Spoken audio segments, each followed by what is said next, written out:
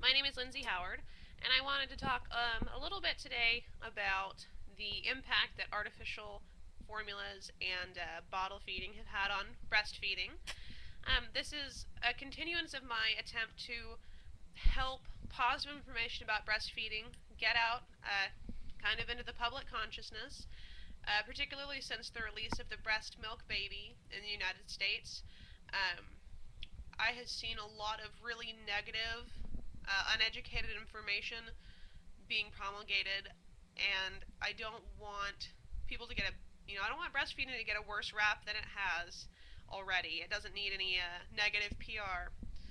So until so more of the good, positive benefits of breastfeeding start to be known, I think it's important that those of us who support breastfeeding really make sure to speak out against any misinformation and any uneducated people who are bashing breastfeeding.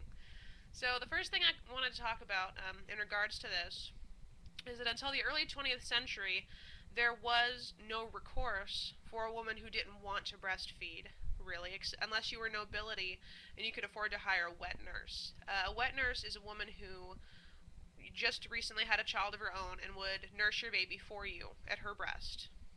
Um, if you were a peasant, if you were one of the lower class folk, or even lower nobility who maybe didn't have a lot of money at hand, then you pretty much you breastfed, and if you couldn't, either you had to find a neighbor who was sympathetic and who would nurse your baby.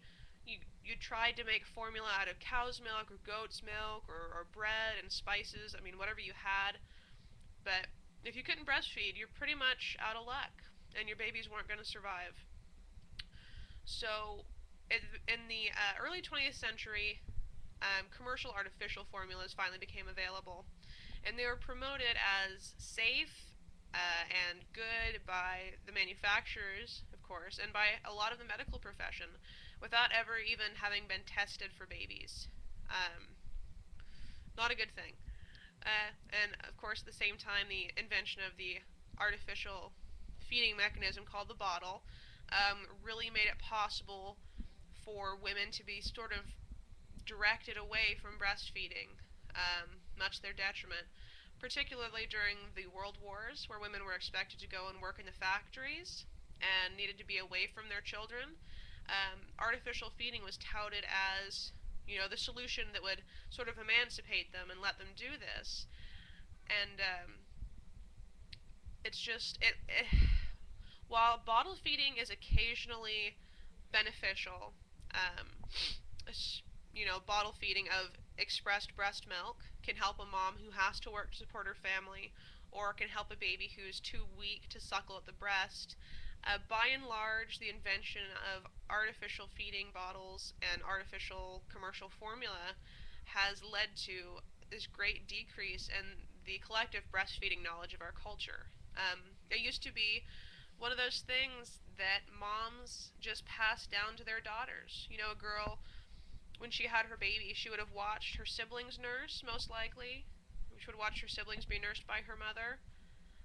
She would have her grandmother and her mother and her aunts and girlfriends that all sort of had this community of nursing women and would support each other.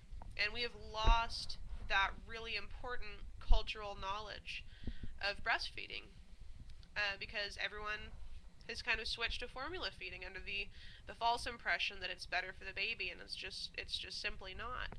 Um, Mothers going back to work and giving up on breastfeeding because they were not aware of how important it was is part of the problem.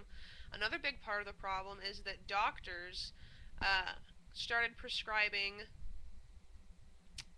timed feeding, I guess you could call it, where you only breastfeed your baby for 15 minutes at each breast to prevent mom from getting sore nipples, or you don't breastfeed the baby just because they're crying because you don't want to spoil your kid, and all of these are really archaic, silly ideas that are very recent in our culture and they're in no way beneficial. And at that point, babies start to be labeled as, you know, failure to thrive. I'm breastfeeding, so I can't get my quotation fingers up there very far. Oh, hi, Sissy. Hi. Say hi. um, anyway, what was I saying?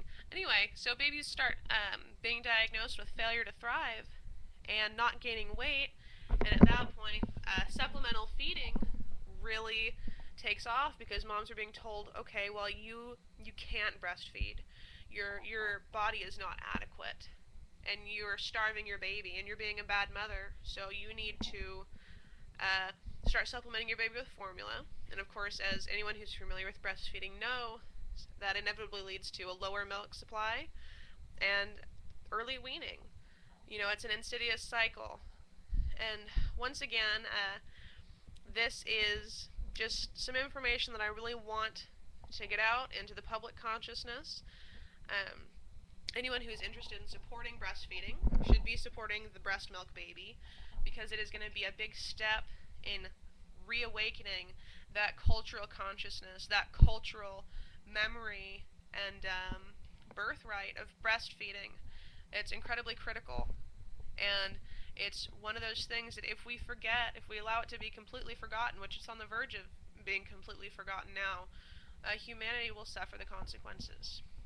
So I would urge anyone who's interested in supporting breastfeeding to go to www.thebreastmilkbaby.com. Support the doll, even if you personally don't feel you need one.